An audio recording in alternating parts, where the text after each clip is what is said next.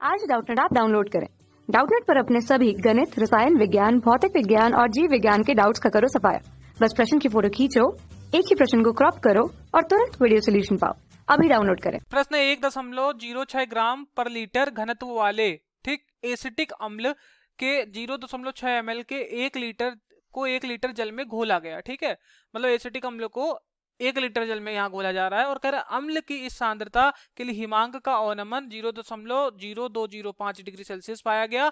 अम्ल के लिए वॉन्टॉफ गुणांक एवं वियोजन स्थिरांक की गणना करनी है। ठीक है, चलिए समझते हैं। तो सबसे पहले हम एसिटिक अम्ल के मोलों की संख्या निकाल लेंगे। तो मोलों की संख्या हम कैसे निकालते हैं? भार बटे मोलर भार से। ठीक, तो यहाँ पर हमें भार तो एसिटिक अम्ल का नहीं दिया गया है, ठीक, लेकिन मोलर भार हम निकालेंगे, मोलर द्रव्यमान हम निकाल लेंगे क्योंकि फॉर्मूला तो हमें पता ही है एसिटिक अम्ल का। तो हमें पता है घनत्व बराबर क्या होता है? डेंसिटी। घनत्व को इंग्लिश में डेंसिटी बोलते हैं। डेंसिटी बराबर मास अपॉन वॉल्यूम, यानी कि भार बटे आयतन, भार बटे आयतन। ठीक, ये सूत्र होता है। तो इससे हमें भार निकाल लेंगे हम, क्योंकि घनत्व दिया गया इतना, ठीक है, आयतन हमें दिया गया इतना, तो इससे हमें घनत्व का गुणा आयतन कर दोगे तो भार निकल आएगा ऑटोमेटिक। यहाँ से भार निकल आएगा। ठीक है, यानी कि यहाँ से हमारा निकल आएगा भार बराबर कितना निकल आएगा? 1.06 गुणे 0.6, ये भार आ गया। अब हम मोलर भार की बात कर लेते हैं। मोलर भार, तो मोलर भार कैसे निकालेंगे? मोलर भार देखिए CH3COH का साइड में आप मोलर भार निकाल लो, कितना आ जाएगा? देखिए कार्बन का 12 होता है परमाणु भार, हाइड्रोजन का कितना होता है? देखिए कार्बन कुल कितने हैं? पहली बात तो 2 कार्बन, तो 12 गुणे 2 कर दो। हाइड्रोजन कुल 4 है तो 1 गुणे 4 कर दो, हाइड्रोजन का 1 होता है। ऑक्सीजन का 16 होता है, 2 ऑक्सीजन है तो 16 गुणे 2 कर दो। ठीक, तो 12 दूनी 24, 4 एकम 4 और 16 दूनी 32।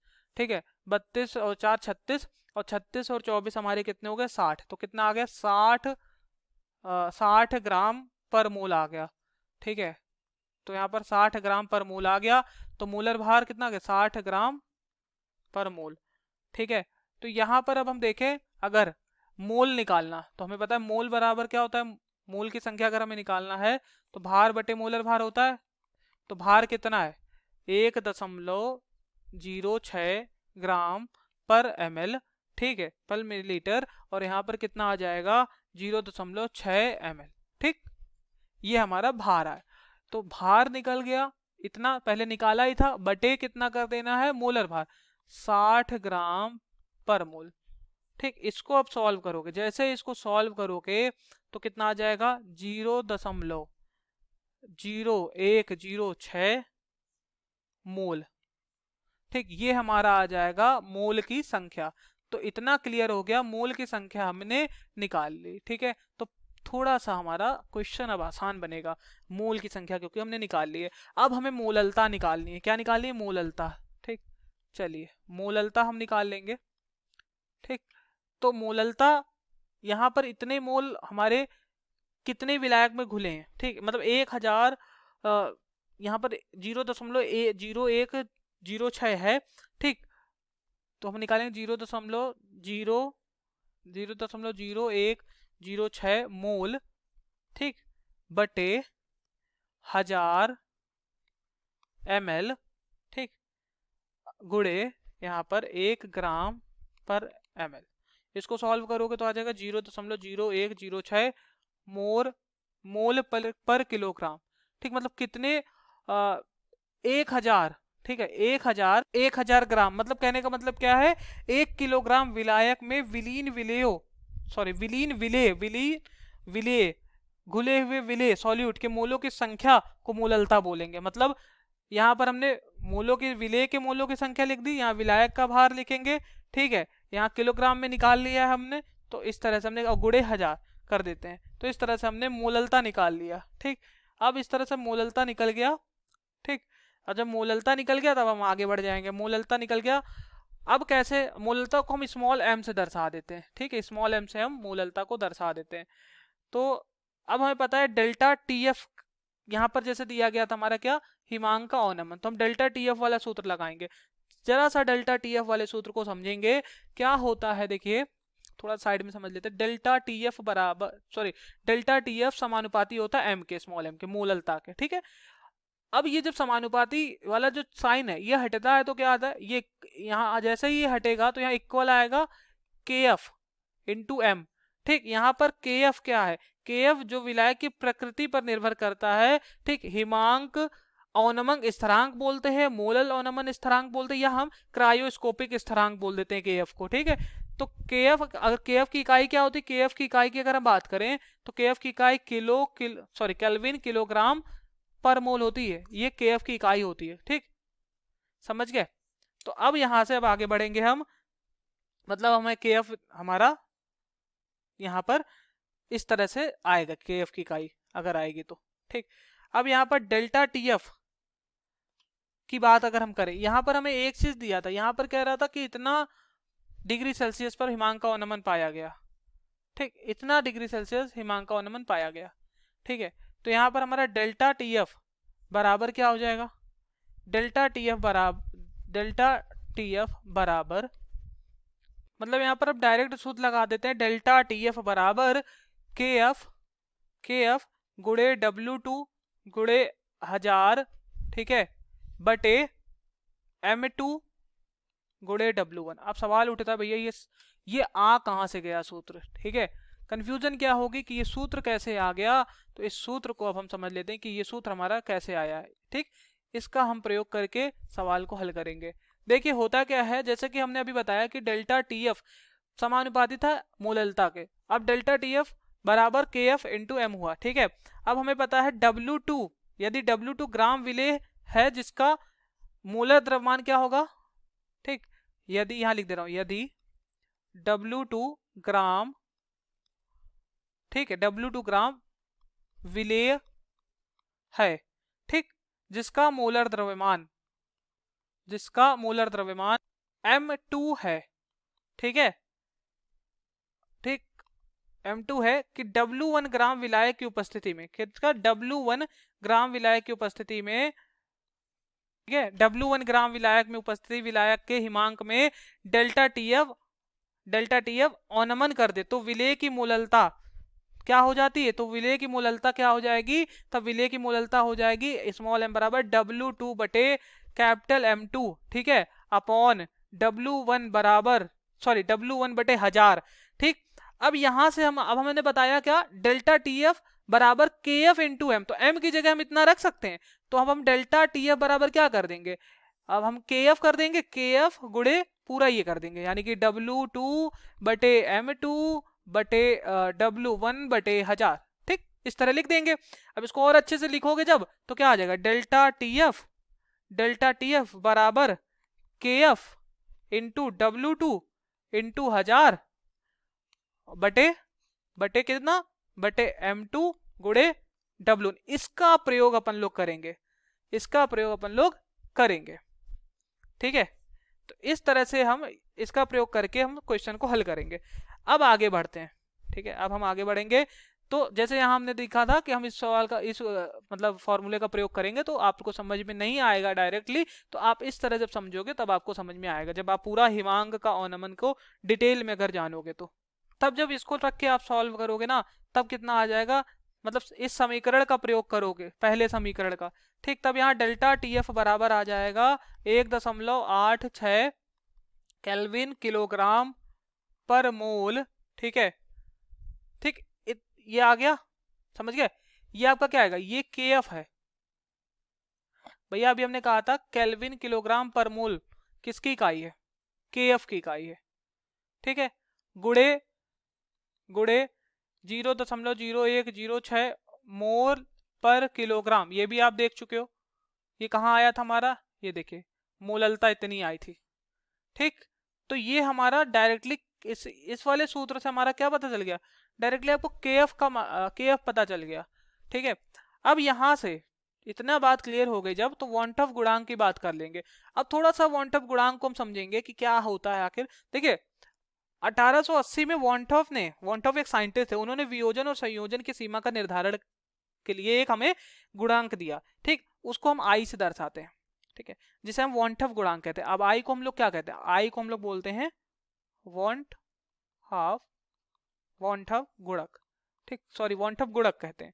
ठीक, अब आई का जो सूत्र होता है वो आई बराबर सामान्य मूलर द्रव्यमान अपान में बटे में असामान्य मूलर द्रव्यमान। ठीक है, आई बराबर क्या होता है, सामान्य मूलर। ठीक है, अब ये किसके बराबर होता है, ये होता है प्रेक्षित अणु संख्यक गुण बटे में परिकलित अणु संख्यक गुण। और आई बराबर हमारा क्या हो जाता है, आई बराबर हमारा हो जाता है संगुणन, यानी कि संगुणन बटे वियोजन के पश्चात कणों की कुल मोलों की संख्या, ठीक है, बटे संगुणन वियोजन के पूर्व कणों के मोलों की कुल संख्या, ठीक है। तो इतनी बात क्लियर होनी चाहिए। तो यहाँ पर हमारा क्या हो जाएगा, अगर हम वांट ऑफ फैक्टर की बात करें, मतलब सॉरी वांट ऑफ गुणक की बात करें, आई बराबर क्या हो जाएगा, प्रेक्षित हिमांक, क्या हो जाता है सूत्र, प्रेक्षित हिमांक बटे परिकलित हिमांक। मतलब प्रेक्षित हिमांक का मतलब क्या हुआ, प्रेक्षित हिमांक का मतलब जो हिमांक हमें दिया गया है, मतलब कितना दिया गया, हिमांक का अनुमान इतना दे दिया गया है, ठीक है। तो ये हम रख देंगे उस जगह, ठीक है। तो यहाँ पर हम रख देंगे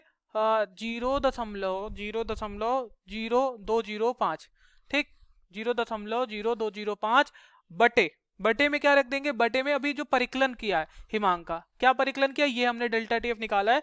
तो जब आप इसको गुणा करोगे ना, तो यहाँ पर आ जाएगा आपका 0.0197 केल्विन, ठीक है। तो ये आप यहाँ पर रख दोगे 0.0197, ठीक है, यही है ना, ये चीज हो जाएगा। फिर इसको आप सॉल्व करोगे, ठीक है। तो इसको कहते हैं कि कैसे सॉल्व करेंगे, यहाँ पर जब आप सॉल्व करोगे इसको, तो आएगा 1.041, ठीक है, ठीक है। तो इतना तो आई आ गया हमारा। अब आई इतना जब हमारा आ गया, तो अब हम आगे बढ़ते हैं, ठीक है। तो जो कि एसिटिक अम्ल जो होता है एक दुर्बल वैद्युत अपघट्य है, एसिटिक अम्ल एक दुर्बल वैद्युत अपघट्य है, और यह प्रति अणु दो आयनों एसिटेट और हाइड्रोजन में वियोजित होगा, ठीक है। मतलब कहने का ये है जो CH3COOH है, यही तो एसिटिक अम्ल है ना। अब ये किस में टूटेगा, H+ में और CH3CO- में, ये इसी में तो टूटता है, ठीक है। इतनी बात क्लियर होनी चाहिए, ठीक। तो वही मैंने लिखा है, एसिटिक अम्ल एक दुर्बल वैद्युत अपघट्य है और यह प्रति अणु दो आयनों एसिटेट, और इसे CH3CO- को एसिटेट आयन बोलेंगे, और ये हाइड्रोजन, ठीक, इसमें वियोजित होगा हाइड्रोजन आयन में, ठीक। तो यदि एसिटिक अम्ल का वियोजन की मात्रा कितनी है, यदि वियोजन की मात्रा x हो, तो अवियोजित एसिटिक अम्ल क्या इतना हो जाएगा, उसका हो जाएगा N1 - x मोल हो जाएगा, ठीक है। मैं यहाँ लिख देता हूँ यदि, ठीक है। तो यदि एसिटिक अम्ल के वियोजन की मात्रा x हो, तो अवियोजित एसिटिक अम्ल के N1 - x मोल होंगे एवं NX मोल CH3CO- एवं NX मोल H+ के होंगे, ठीक है। मतलब यहाँ पर पहले क्या कहा, अभी ये लिखा हुआ कुछ नहीं समझ में आएगा। देखिए यहाँ n है, ठीक, यहाँ 0 मोल बना, यहाँ ये 0 मोल बना, ठीक है। अब बाद में क्या हुआ, इसका n, ठीक, तो इसका N1 - x पूरा क्या कह रहा था, यहाँ पर लिखा था एसिटिक अम्ल की वियोजन की मात्रा x है, तो N1 - x हो जाएगा, और इसका NX मोल हो जाएगा, और इसका कितना हो जाएगा, NX मोल हो जाएगा, ठीक है। तो इस तरह से मोल निकल आएंगे। अब मोल जैसे निकल आए तो कणों के कुल मोल कैसे निकलेंगे, कणों के कुल मोल क्या करेंगे, इनको जोड़ देंगे तो कुल मोल निकल आएंगे। मतलब इन दोनों को क्या करेंगे, इसको इससे जोड़ देंगे तभी तो निकलेंगे ना। तो कणों के कुल मोल अगर निकाले हम, अतः कणों के कुल मोल, देखिए n, ठीक है, N1 - x, मतलब n कॉमन अगर ले लिया तो N1 - x प्लस ये वाला x प्लस ये वाला x, ठीक, बराबर, सॉरी बराबर इसके नहीं, मतलब जब मतलब x से x कट जाएगा तो 1 + x बचेगा, तो N1 + x आ जाएगा, ठीक है। अब हमारा क्या आया, अब हमारा i, अब i बराबर क्या होगा, i बराबर हो जाएगा जैसा कि हमने पहले बताया था, यहाँ पर संगुणन वियोजन के पश्चात कणों के मोलों की कुल संख्या, संगुणन वियोजन के पूर्ण वियोजन कणों के कुल संख्या, ठीक है। तो i बराबर क्या हो जाएगा, i बराबर पहले कितना था, पहले, बाद में, यहां पर क्या लिखा था, यहां पर बच्चों लिखा था संगुणन वियोजन के पश्चात कणों के मोलों की कुल संख्या कितनी थी, N1 + x, तो N1 + x बटे, फिर संगुणन वियोजन के पूर्व, उसके पहले क्या थी, उसके पहले n, ठीक। तो यहां पर काटोगे, इसको सॉल्व करोगे तो 1 + x आ जाएगा, n से n कट जाएगा, तो 1 + x आ जाएगा, i बराबर 1 + x, i बराबर क्या आ जाएगा 1 + x, ठीक। और अभी हमने यहाँ पर i बराबर 1.041 निकाला है, तो यहाँ पर 1.041 i बराबर आ जाएगा 1 + x। अब x बराबर क्या आ जाएगा, अब x बराबर अगर देखें तो आ जाएगा 1 - x बराबर 1.041 - 1 1.041 - 1 यानी कि 0.041 आ जाएगा, ठीक है। तो यहाँ पर आ जाएगा x बराबर 0.041, ठीक, ये x आ जाएगा। अब यहाँ पर क्या होगा, तब CH3COH की सांद्रता की अगर हम बात करें, ठीक है, तो ये सांद्रता को हम इस तरह ब्रैकेट में लिखते हैं, ठीक, यहाँ बराबर आ जाएगा N1 - x, ठीक, तो N1 - x, यहाँ पर क्या लिखेंगे, x की वैल्यू अपन लोग निकाल चुके हैं, n की वैल्यू कितनी थी 0.0106, ठीक है, 10 था, इतना था n की वैल्यू। अब 1 - 0.041, ठीक है, ये 4 1 है। अब यहाँ पर इसको सॉल्व जैसे ही करेंगे, ठीक है, तो देखिए CH3COOH, ठीक, और यहाँ पर आ गया बराबर NX, फिर यहाँ पर क्या आ जाएगा, NX n की जगह 0.0106 गुणे 0.041, ठीक है, जहाँ 0 फिर यहाँ पर आ जाएगा, ये हमारा टूटा है H+ और CH3CO- में, ठीक है, यहाँ पर एक चीज की अपन से गलती हो गई, यहाँ पर CH3CO- की सांद्रता है, CH3CO- की सांद्रता NX के बराबर था। देखिए यहाँ पर CH3CO- की सांद्रता NX के बराबर, H+ की सांद्रता इसके बराबर और इसकी, ठीक, तो इसके N1 - x के बराबर, फिर CH3CO- के NX के बराबर, फिर H+ की भी हमारी NX के बराबर आ जाएगी। तो जब H+ की NX के बराबर आएगी तब हम कैसे करेंगे, तब यहाँ पर हम वैल्यू रख देंगे n की और x की। तो n की वैल्यू यहाँ पर क्या होगी, यहाँ पर n की वैल्यू हमारी क्या आ जाएगी, मतलब 0.00106 गुणे 0.041, ठीक है। अब हमें क्या निकालना है, अब हमें क्या कह रहा था, Ka निकालना है। तो Ka बराबर क्या हो जाएगा, CH3COO, मतलब ये प्रोडक्ट जो उत्पाद है, उत्पाद की सांद्रता बटे हमारी अभिकार, मतलब ये टूटा है तो पहले इसको ही सांद्रता हम लिख देते हैं और फिर बटे में इसके लिख देते हैं, तो इस तरह से हम Ka निकाल लेते हैं। तो CH3COO- की सांद्रता गुणे H+ की सांद्रता, यहाँ माइनस है ये, और फिर बटे CH3COOH की सांद्रता, ठीक है। अब इसको हम वैल्यू रख देते हैं और आराम से हमारा Ka निकल आएगा। वैल्यू कैसे रखोगे, देखिए वैल्यू हम पहले ही निकाल चुके हैं, इसकी वैल्यू 0.0106 गुणे 0.041, फिर गुणे H+ की भी 0.0106 गुणे 0.041, ठीक है, बटे में क्या आ जाएगा, यहाँ 0.0106 कॉमन जब हम ले लेंगे तो यहाँ 1.00 माइनस 0.041, ठीक है, यहाँ से ये कट जाएगा, फिर यहाँ सॉल्व करोगे तो आ जाएगा 1.86 गुणे 10 की घात -5, ये हमारा Ka आ जाएगा, ठीक है। तो ये हमारा वियोजन स्थिरांक आ गया, ठीक है। Ka क्या है, हमारा वियोजन स्थिरांक है। और यहाँ पर अभी हमने वॉन्टफ निकाल लिया था, वॉन्टफ गुणक क्या था 1.041, ठीक है। तो वॉन्टफ गुणांक निकालना था जो कि 1.041 आ गया हमारा, इस तरह से एक ये हमारा उत्तर हो गया और दूसरा वाला हमारा ये उत्तर हो गया। Thank you. कक्षा 6 से 12वीं से लेकर नीट, IIT, JEE वो एडवांस के लेवल तक 1 करोड़ से ज्यादा छात्रों का भरोसा। आज ही डाउनलोड करें डाउटनेट ऐप या व्हाट्सएप करें अपने सारे डाउट्स 8400 400 400 पर।